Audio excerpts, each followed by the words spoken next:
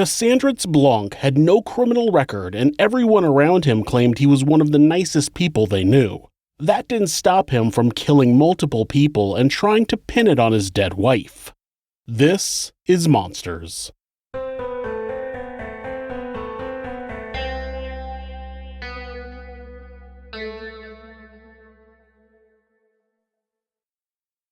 Since I posted an episode about Stacey Castor on Monday, I thought it would be interesting to follow it up with another case of someone trying to use a scapegoat to get away with murder. A murderer denying that they committed their crime is not uncommon, but completely scapegoating someone they already know only happens every once in a while. Murderers blame other people all the time, but those cases are usually them making it look like a botched robbery, or claiming someone wearing a mask came in and killed their spouse. It's an imaginary person. Sometimes, the murderer points to a friend or family member as the person who committed the crime. When this happens, it's most commonly a family annihilator who's blaming their spouse for murdering their kids and then committing suicide. Robert Spangler killed his whole family and convinced authorities that his wife had killed the kids and then herself. Neil Entwistle shot his wife and their baby daughter before fleeing the country and claiming she committed murder-suicide. Chris Watts blamed his wife for killing their daughters and then said that he strangled her in a fit of rage. The Stacey Castor case was rare because she tried to pin the murder of her two husbands on her own daughter. Similarly, Brad Rie stabbed his wife to death after he found out that she was having an affair, and when authorities discovered her body, he also blamed it on his own daughter. He told police that he saw his 12-year-old daughter standing over her mother, holding a bloody knife, and that he covered up the crime to protect her. Of course, nobody bought his bullshit. Matthew Mosley shot and killed Lee Holt in the UK and then handed the gun to his 14-year-old son and told him to confess to police. The father stood by and watched as police cuffed his own son and took him away for murder. Of course, it wasn't long before the boy told the truth and Matthew was put away. Cassandritz Blanc was born on October 4, 1995, and he was of Haitian descent, but when a detective asked him if he was born in Haiti during his interrogation, he declined to answer. He was the eldest of 4 children and attended Christopher Columbus High School in Miami, Florida. He had no criminal record, and relatives said he was a very kind person. He had recently started working for a company called Delphi as a customer service representative where he counseled people who suffered from substance abuse. They took an initial assessment over the phone and encouraged the caller to get treatment. If they wanted to proceed, they would help the person get into a program. Cassandritz had married a woman named Martine Bernard on October 4, 2017. Yes, his wedding was on his birthday. Makes it easy to remember his anniversary, I guess. By June of 2018, 20-year-old Martine was pregnant with the couple's son. According to Cassandritz, on June 5, 2018, Martine had disrespected him, so he shot her in the head.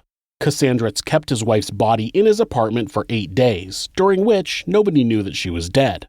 At one point, it sounds like he told Martine's family that she didn't feel like attending a baby shower, though it wasn't clear if it was for her or for someone else.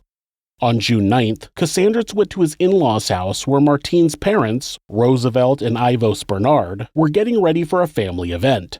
While his mother-in-law was in the shower, Cassandritz followed 68-year-old Roosevelt into Martine's old bedroom and shot him in the back of the head. The bullet entered just below his ear and exited his nose. He then shot the man again in the back.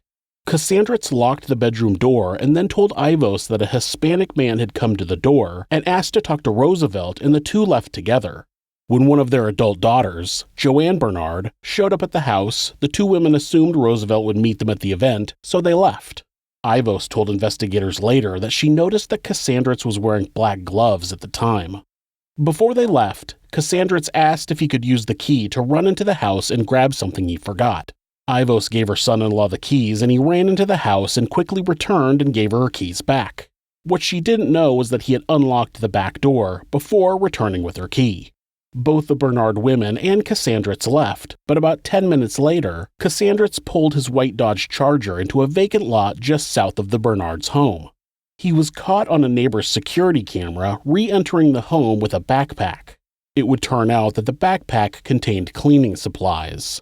Based on the footage, Cassandritz spent about 40 minutes in the house before he came back out to his car and got a large black trash bag and brought it back into the house. An hour later, he can be seen rolling the trash can from the house down the street toward the vacant lot. Cassandritz left the can near some bushes in the lot and drove away. Ivos and Joanne arrived back home about 10 p.m., already concerned that Roosevelt hadn't shown up at the event. Now they saw that his car was there, his wallet, his keys, and his cell phone were all there, but Roosevelt was not. They called the police to report him missing. One of the Bernard's other children happened to be Ryan Bernard, an officer with the Miami Gardens Police Department. When he went to his parents' house to look around, he found what looked like bloodstains in the bedroom that used to be his sister Martine's. Not knowing that a neighbor's security cam was capturing everything he did in the vacant lot, Cassandritz returned at about 4 a.m. and poured gasoline over Roosevelt's body. He lit it on fire and left the area again. When the fire department arrived, they initially thought they were dealing with an electrocution. The first responders found a burned body and there was a downed power line lying nearby. After learning that the power line wasn't live, they realized that they had a homicide on their hands.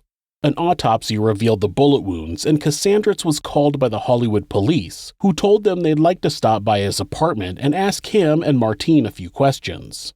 Cassandritz said he would prefer to talk to them at the station and agreed to meet them there. Investigators asked him to bring Martine with him, and he agreed. When he arrived at the meeting on June 11th, he was by himself and claimed that his wife refused to come. She said that she didn't have anything to do with it and didn't see any reason why she should go.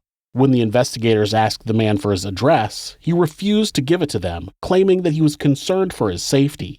He said that he was afraid that the Hispanic man that had come to the Bernards' home might come after him. Cassandritz said he wasn't happy with how he was treated at the police station, so he drove around for a while before heading home. The following morning, Cassandritz was arrested by police and brought to the Fort Lauderdale Police Department for questioning. A detective questioned him about Martine's whereabouts and his involvement in his father-in-law's death. So basically, I woke up and I saw a woman at my door. When was this? Tonight, actually.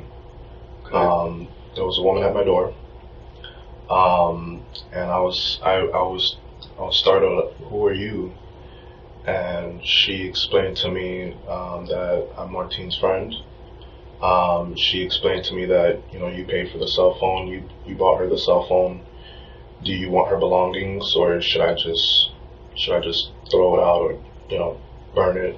She gave me those options, and I said, well, I want it. I mean... Now it's like 7 o'clock Tuesday morning. About when was this? 5 a.m. 4 or 5 a.m. Early this morning? Yes, sir. A couple hours ago. Okay. Yes, sir. And I've never met her before. Never seen her in a day of my life. Okay. I was really scared because, like I told the previous detective, that this is why I didn't want to give my address. Mm-hmm. For one, because I didn't want people knowing where I live, trying to kill me, kidnap me, torture me, beat me up, whatever. I didn't want to be a victim of anything. So at 4 or 5 o'clock that morning, some woman just walked into his apartment and tossed a bunch of Martine's belongings at him. He claimed that she had Martine's keys, and that's how she got into the apartment. He said he wasn't sure if the keys were in fact in the apartment, but he claimed that she told him she put them on the table. One of the things she gave him just happened to be Martine's cell phone, which conveniently explains why he has it in his possession. He also explained that this is why he didn't want to give his address to the other detectives. He was afraid that someone was going to kill or kidnap him. How this mystery woman coming to give him Martine's belongings explains that is anyone's guess. Of course, none of this explains where Martine is, so Cassandritz continues. She told me, why don't you check the text message that she sent you? And I opened the text and I read it. And it's basically Martine just saying she's had enough. I've just read quickly, and she telling me she loves me. She doesn't want me to go through anything like that, and I was just stunned, and I said, where is she? And she said she's with my brother. So basically, I read the text message. She was explaining, her issues with her dad. She couldn't take it anymore. Basically, it was basically a lot of like animosity towards him through the text message, and she basically was like, you know, I did it, you know. And did what? Like, she was responsible for her dad's death. Okay. Yeah. So basically, she said she was helped, you know, an individual named Juan. Juan. Yeah, Juan. And she said she took something about taking care of him too. You know, she killed Juan too? She said, yeah. Had you known your wife to be violent before? No, not at all. Martine had supposedly sent him a text message while he was asleep, so he hadn't seen it by the time this mystery woman came into his apartment. When he read the message, he saw that she had confessed to murdering her own father. But there's more. So basically, my wife, after she said that she was, you know, responsible for her dad's passing, she said she didn't want to, something about not wanting to be in prison with a baby, giving birth, losing a child. She said all this in a text message? And yeah, she sent a really long paragraph. I had to scroll through. Is that still on your phone? Yes, sir. What an amazing coincidence that she sent him a text message that perfectly explains why she's missing and who killed her father. The only thing he needs now is a reason why they would find a gun in his possession. Oh wait, here we go. So basically, another thing she gave me, like threw at me, was the gun. It came in a box with a bag, and I looked. She before I opened it, she said, "You're probably really gonna need this." And I said, "Need what?" And then I opened it. I saw the gun. Holy shit! Tell me what the gun looked like. It's literally the gun. It's got like a cylinder type thing. Okay, so do you know the difference between a revolver? That's what it is. And a semi-automatic. Revolver. Semi-automatic has. I know what it is. I know what it is. It's a revolver. Where you pull the. Absolutely. And a revolver's got the wheel that folds out. Absolutely. Okay. So black or silver? Chrome. I think it was stainless, gray, black. I think it was black. Okay. I think. Big black gun? or silver. Big, little? Small. And I'm looking at it like, holy shit, like, I've never touched a gun before. I've never had a gun. I've never purchased one, never had one. So I'm looking at it, I'm like, holy shit, and then it's got the box of ammunition. Right. And I'm looking at it, and it's got all of it, the gun and the ammunition. She said, "You're probably gonna need this." Okay. You're probably gonna really need this. Why would you need it? Because I don't know. She feels as though maybe people are gonna come looking. And she handed this to you? Yeah, she just said, "You're probably gonna need this." Where's that now? It's in the apartment, in my bedroom. Okay. I made the mistake touching it, but I never. Obviously. Well, I mean, she handed it to you, so. I never used it. Oh, and by the way, she also gave me a gun. I mean, it's only 45 minutes into this interview, and he's finally nonchalantly mentioning that he had the gun. Oh, and it's either black or silver, the two colors that almost every gun would be. Thanks for that little detail, Sherlock. Cassandritz is sitting there, calm, cool, and collected. He's explained why Martine is missing, who killed her father, and why he had her phone and gun in his possession. But does he actually believe that he's going to get up and walk out of the police station? Because he's not going to. The detective tells him he's clearly being questioned about something big. Obviously, you've got to know you're in some pretty serious trouble now. You're the police department. They grabbed a hold of you. They put you in handcuffs. They put you in the back of the car. They got you sitting here handcuffed to a table. And you haven't even asked me why. And I understand things throw people off. And I already asked them why. They told me because of suspicious activities. Okay. Because I was walking with my hoodie. He thinks he got arrested, cuffed, and taken to an interrogation room because of suspicious activity, because he was walking with his hoodie up. I understand people get hassled about that, but cuffed to a table in an interrogation room? You gotta be pretty dense. When Cassandritz left the Hollywood police station, he didn't actually drive around like he said. The police know that because he was not only tailed by multiple officers, but other authorities were keeping surveillance on his apartment. Not only were they following you in the car, but there was more than two. There were several more. They followed you to the store. They saw what you bought. And when you went back to your apartment and you parked the car down at the end, they sat there and they waited. They waited and they watched. And they watched. And they watched. And they saw you come out. And they saw you go down and get the dumpster. They saw you come back. They saw you go down and put the cart in the other dumpster. There wasn't a woman. Just get it off your chest. Tell me what happened. Oh snap. They had watched him go to Walmart where he bought rubber gloves. Then they watched his apartment where he used a garbage can to transport Martine to a dumpster. At no point in the early morning hours did a woman show up to his apartment. That night, they also saw him take a hand truck out to the dumpster. Earlier in this interview, he said that one of the items that the mystery woman brought him was a hand truck that he had purchased to move a refrigerator. He said he didn't even realize it was gone, but when she returned it to him, there was blood on it and it smelled bad. At about 4:30 that morning, around the time that mystery woman should have been letting herself into Cassandritz's apartment, investigators found Martine's body in a garbage can by the dumpster. When they pulled the hand truck out of the dumpster, it had blood on it. Then the detective broke the news to Cassandritz that they knew he had sent him self-text messages from Martine's phone. If I'm sitting here and I send you a text message, it's going to show up on your phone.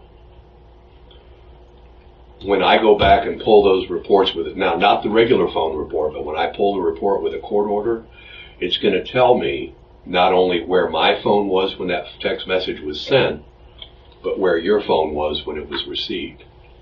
And it's going to tell me that within several yards. It's going to give me pretty specific geo-locations, geo-areas. We know what's going to happen with if the text message is still on your phone or her phone. We know that the phone was going to be with you. They've been tracking your phone, and they've been tracking her phone. Oops. It still never ceases to amaze me how many people there are out in the world that don't have the slightest concept of how things work. I mentioned in one episode not long ago about people who think deleting a text message makes it go away forever. It's the 21st century, guys. You're always being tracked. Once Cassandritz realized the jig was up, he broke down and started crying. As the detective continued to coax him to tell him what happened, he posed a hypothetical. He asked, hypothetically, if someone had committed murder, how likely would they be to get out? The detective gave him his own hypothetical by saying, well, if I was dealing with a person who had, say, murdered their wife, if they cooperated, that would really help them out a lot. During the interview, detectives thought that Roosevelt had been killed first and then Cassandritz had killed Martine after she found out about it. Cassandritz eventually confessed to the killings and he explained that he had shot Martine in the head on June 4th because she had disrespected him, killing her and their unborn son, who was to be named Cassandritz Jr. He said that he killed Roosevelt on the 9th, but never gave a motive for the murder. After living with his wife's corpse for 8 days, he tried to dismember the body to make it easier to dispose of, but he wasn't able to do it. He also said he shot Roosevelt in the back because he wasn't able to look him in the eyes when he did it. Once the police started questioning him, he knew he had to get rid of the body and use the garbage can to take her out to the dumpster. Then what? Someone would clearly find his wife's body out there. Was he going to claim that she committed suicide and then someone else put her in a garbage can at her own apartment complex? Cassandritz was charged with the premeditated murders of both Martine and Roosevelt, the first-degree murder of their unborn child, and 2 counts of abuse of a corpse. Though he made a full confession, he pleaded not guilty and his lawyer is trying to get that confession thrown out. It's unclear where the case stands as the trial hasn't happened yet, but it's unlikely the judge will toss the confession. Also, all of the evidence clearly leads to Cassandritz. He will most likely spend the rest of his life in prison if he isn't given the death penalty. I mean, it's Florida and his crimes were pretty heinous, so he might be heading to death row, but he surely isn't ever getting out of prison.